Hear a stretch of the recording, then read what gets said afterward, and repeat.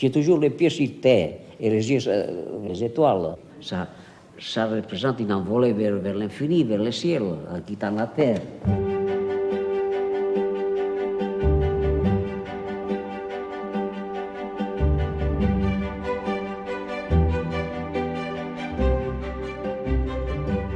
Eu sou Lilian Cona e vim hoje aqui contar um pouco sobre dois artistas dialogando com uma outra linguagem.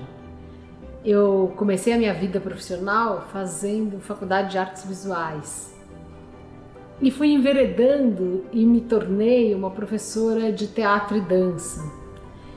E é provável que toda essa experiência seja grande parte da maneira pela qual eu olho as obras que eu venho aqui hoje apresentar. Os dois artistas que eu escolhi para que você possa conhecer um pouco mais são Alexander Calder e Joan Miró. Esses dois artistas iniciaram suas vidas em lugares muito diferentes, mas viveram na mesma época. Ambos nasceram no final do século XIX e viveram até o final do século XX. O Calder nasceu nos Estados Unidos e morou lá a maior parte da sua vida. E o Miró nasceu na Catalunha, na Espanha, e também morou lá a maior parte da sua vida. Mas os dois se encontraram nos anos 20 e 30 do século XX em Paris, que foi a cidade que reuniu nesse período, que reuniu na primeira metade do século XX, artistas de todo o mundo. Paris possivelmente foi de uma enorme efervescência cultural.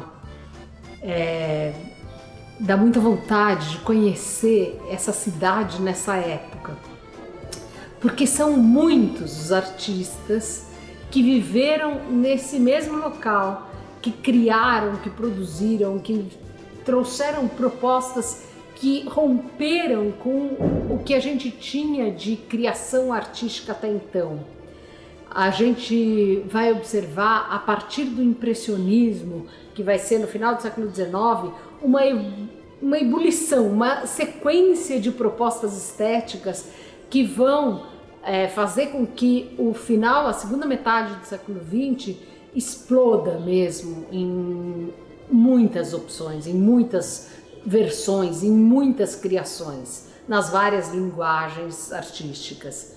A gente vai observar que é a Segunda Guerra Mundial, principalmente, que faz com que grande parte da ruptura dessa centralidade aconteça.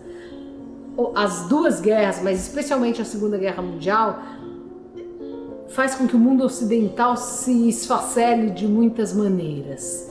E Paris deixa de ser esse único centro. Grande parte da produção passa a acontecer em Nova York, passa a acontecer nos Estados Unidos, mas a gente observa de lá para cá, mais do que tudo, uma pulverização de espaços. E sem dúvida nenhuma, esses espaços vão ganhando inúmeras possibilidades que atualmente se mostram evidentes, não só nos espaços físicos, mas também nos espaços virtuais. Claro que as cidades e a criação, ela se dá muito nesse encontro de pessoas. E o Calder e o Miró se encontraram certamente como pessoas, mas o encontro que eu proponho aqui é muito mais um encontro entre a leitura que eu faço de suas obras e um encontro também com algo que me diz respeito, que é a linguagem do movimento, que é uma mistura do movimento da dança com o movimento do teatro, o movimento com os gestos. É nesse diálogo entre esculturas, pinturas, cores e movimento que a nossa conversa aqui vai se estabelecer. Eu espero que você se coloque em desequilíbrio e encontre pontos de equilíbrio e desequilíbrio no vídeo e nessas obras.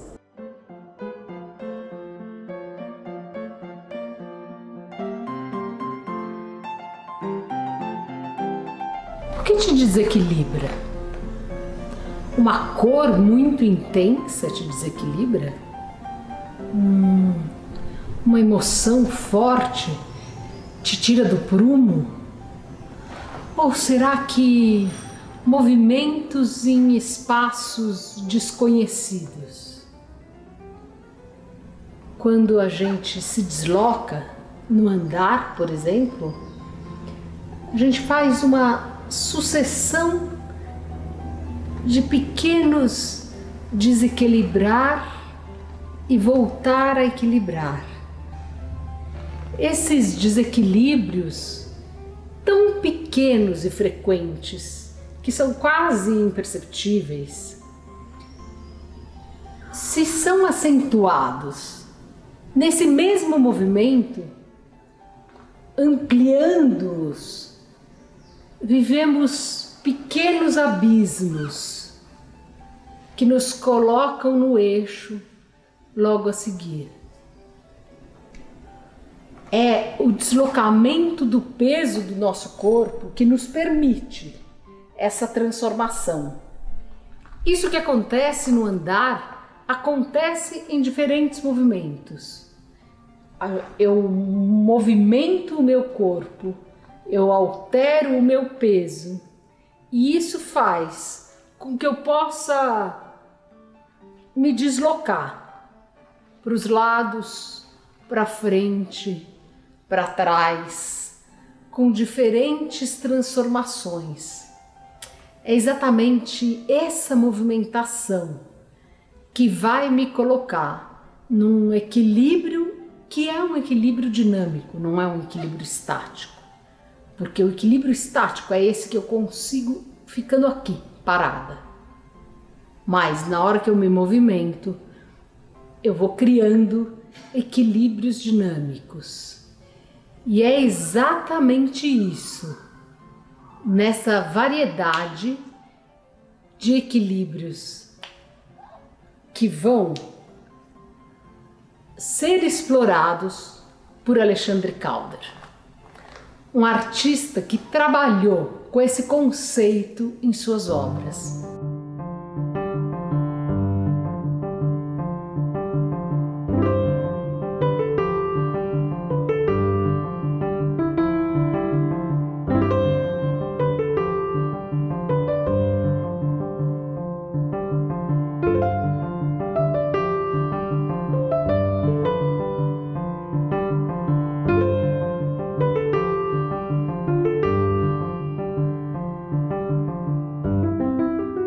Em 1926, Calder criou o Circo Calder, que consistia em miniaturas de artistas, de objetos, de animais, da situação circense, feito com madeira, com arame, com couro, com tecido, com uma diversidade enorme de materiais que ele observou no Ringling Brothers Circus, onde ele trabalhou no início da sua vida profissional.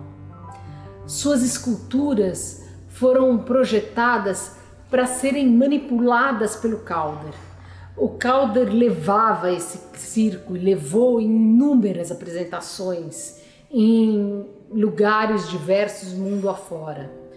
Esse circo Calder passeou com ele em uma mala que ele desmontava e criava essa cena visual, né, onde quer que ele quisesse. No fim da sua vida, o circo foi levado para o Whitney Museum e ele vive lá agora, né? Ainda que ele passeie de vez em quando em outras exposições, em outros museus.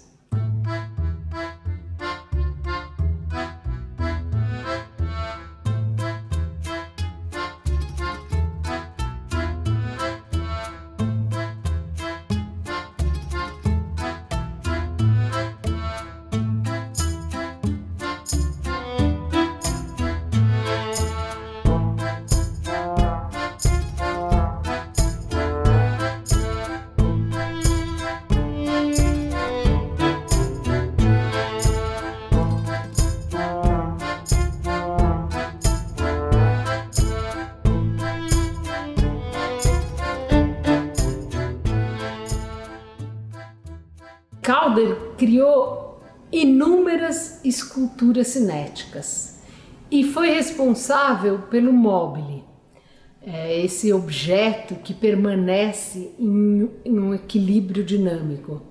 Talvez você tenha tido um mobile em cima do seu berço quando você era bebê. Talvez você tenha convivido com móveis na sua casa, nos espaços onde você vive. Os móveis passaram a fazer parte da vida de inúmeras pessoas. Não os móveis feitos pelo Calder, mas os móveis, a ideia do móvel criada pelo Calder foi algo incorporado e criado de diferentes maneiras. Para além do móvel, o Calder criou muitas outras esculturas cinéticas. Muitas outras esculturas que trazem essa questão, esse conceito do equilíbrio presente nelas. São muitas as maneiras pelas quais ele brinca com o equilíbrio. Essas esculturas têm diferentes tamanhos e formatos. Foi na criação de um processo de permanente movimentação entre o equilíbrio e o desequilíbrio.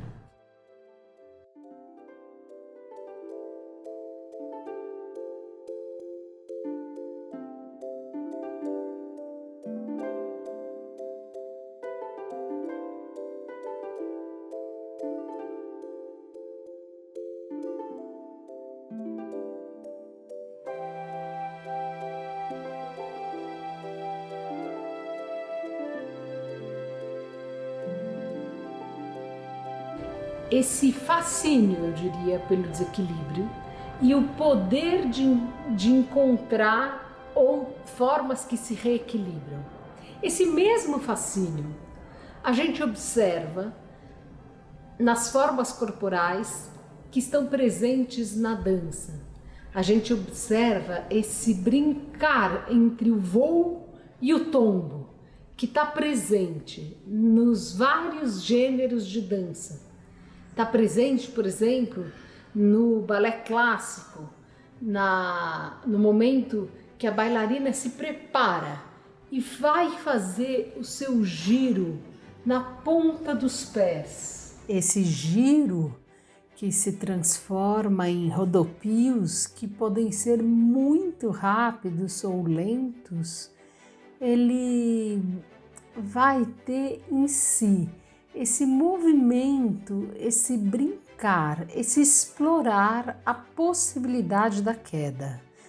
Esse mesmo conceito a gente vai ver na dança contemporânea, aí não mais. O desejo de altura e de permanente alçar voo da bailarina clássica, mas ao contrário, a dança contemporânea vai explorar esse cair e levantar-se presente em diferentes formas, em diferentes momentos, seja num gesto menor, num braço que vai e vem, seja num corpo que vai para o chão e que levanta e que volta a cair. A dança contemporânea mostrou algo que teve uma relação direta com essa situação vivida em todo o mundo, decorrente do que começou na Segunda Guerra Mundial.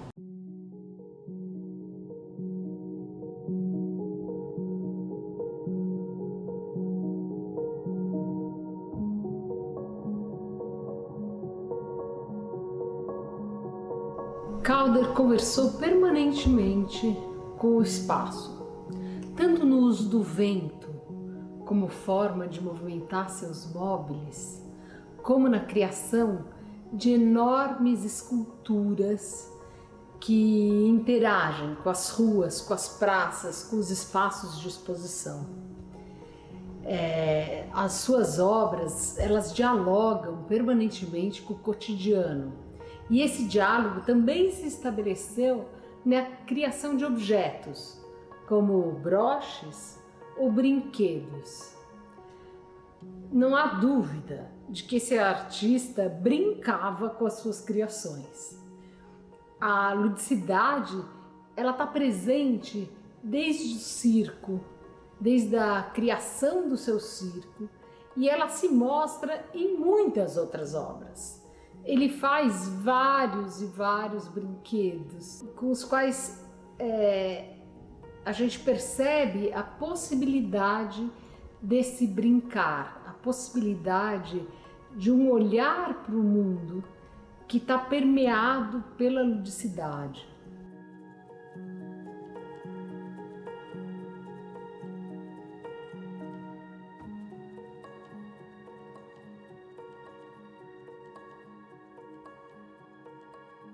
Essa mesma ludicidade também pode ser vista nas obras do Joan Miró.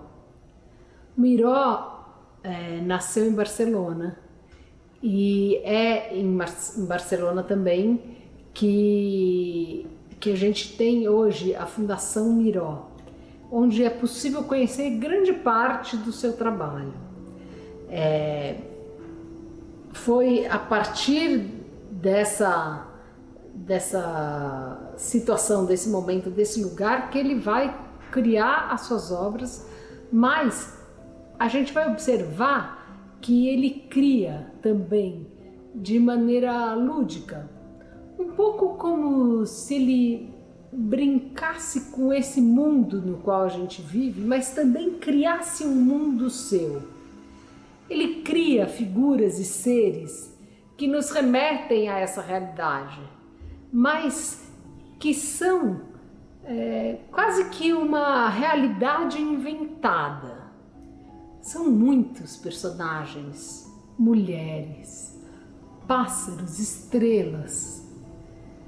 Assim como Calder, o uso das cores primárias, o vermelho, o amarelo e o azul, é permanente, embora não seja exclusivo.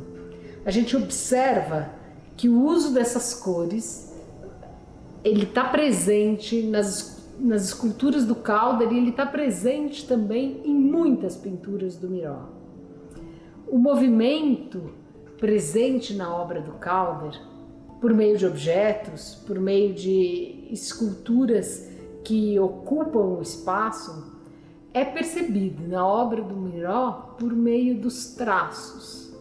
Traços que parecem dançar, traços que se movimentam pela tela, que nos dão quase a impressão de que, se você deixar a tua imaginação voar naquela tela, esses traços vão se movimentar e interagir com as cores.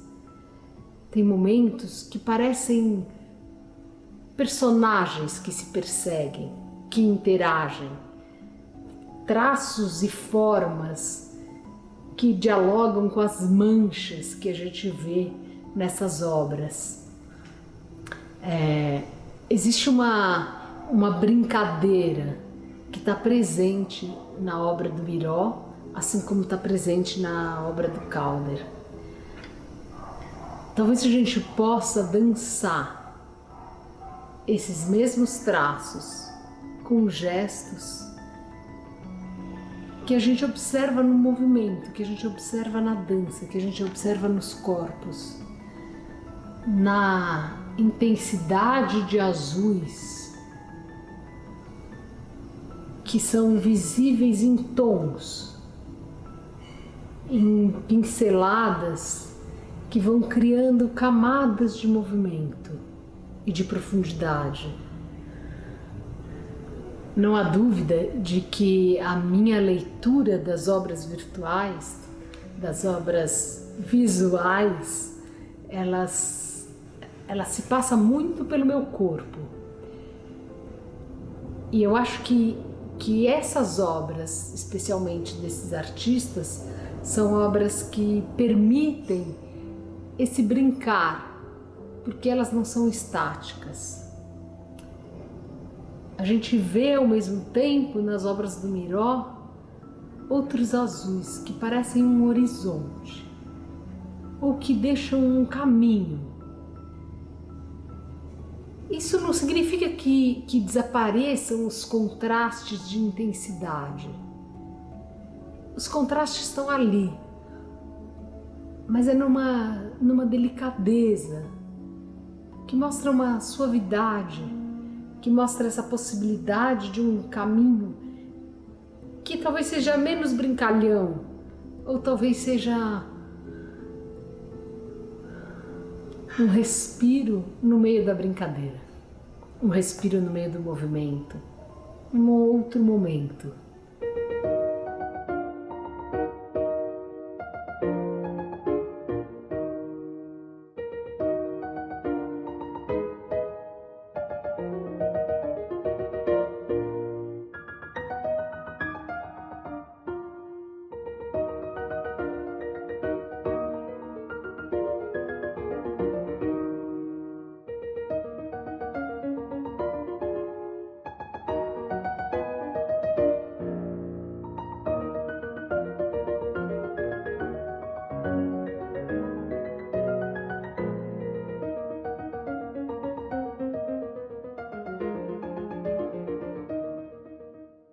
Também nas esculturas do Miró encontramos um brincar que se assemelha ao do Calder.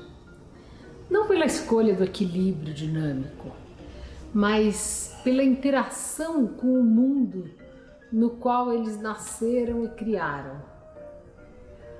É possível observar nas duas obras um certo animismo, a possibilidade de brincar com a própria criação, de criar e dar vida a personagens que se configuram em esculturas e pinturas, mas que podem, para além do impacto provocado nesse contato visual que eu tenho com a obra, podem gerar narrativas nos seus espectadores, que talvez se ponham a perseguir alguém motivado pelo cabelo perseguido por dois planetas e se coloquem nessa perseguição em movimento no corpo, ou talvez a procurar a delicadeza da primavera nos seus corpos.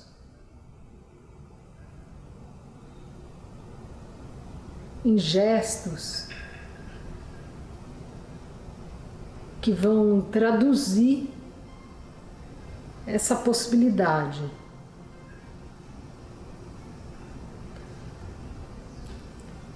Calder e Miró se encontraram, como eu já falei, em Paris nos anos 20 ou 30, mas para além desse possível encontro, desse encontro que se sabe que existiu, né, desses dois artistas, para além desse encontro dessas duas pessoas, a gente consegue observar esse encontro que se dá das obras desses dois artistas. Talvez um encontro criado por mim, nessa conversa que eu estabeleço aqui com vocês. Mas ambos artistas dialogaram e experimentaram diferentes características presentes nos movimentos artísticos desse período. Não há nenhuma dúvida que cada um deles traçou um movimento pessoal marcante. Não há nenhuma dúvida de que cada um deles encontrou uma linguagem pessoal, própria, encontrou diferentes soluções que não foram as mesmas, inclusive para cada um no decorrer da longa vida que tiveram. A obra do Calder foi se modificando no decorrer da sua vida, a obra do Miró foi se modificando no decorrer da sua vida. E vale muito a pena conhecer esse caminho de cada um deles, que em alguns aspectos se entrecruza, né, e que permite que a gente faça, como eu fiz aqui, esse diálogo entre conceitos que se aproximam e que se aproximam também da dança, entre conceitos como o conceito do equilíbrio e do movimento. É possível que a gente observe essas múltiplas relações, né, que foi o que eu busquei com esse vídeo apresentar para você. A possibilidade de que a gente, como alguém que está entrando em contato com um artista, que está conhecendo a obra de um artista, relacione o que essa obra me diz também para o que ela conta de mim para a minha vida, o que ela conta de mim para entender o mundo, o que ela conta do mundo para eu entender a mim mesma. O diálogo com os artistas tem sempre essa possibilidade, para além da fruição, para além do prazer no momento que eu entro em contato com a obra de arte. Ele tem sempre essa possibilidade de permitir que eu entenda algo que sem ele eu não entenderia. Essas obras me divertem, espero que te divirtam também, mas elas são, sem dúvida, uma leitura de mundo que cada um deles vai fazendo, com as suas particularidades, com as suas escolhas e, no meu entendimento, com essa possibilidade de olhar para algo que acontece intensamente no momento que a gente cria, que é me colocar em desequilíbrio e me reequilibrar. O movimento de criação faz isso. Talvez por isso eu tenha escolhido exatamente falar sobre isso. Eu me desequilibro no momento que eu procuro, que eu tento criar. E possivelmente na hora que eu consigo, eu encontro um certo equilíbrio. Talvez o mesmo que a gente encontra cotidianamente na nossa vida, que está sempre nesse movimentar do desequilibrar para o reequilibrar. Fiquem com o Calder e com o Miró.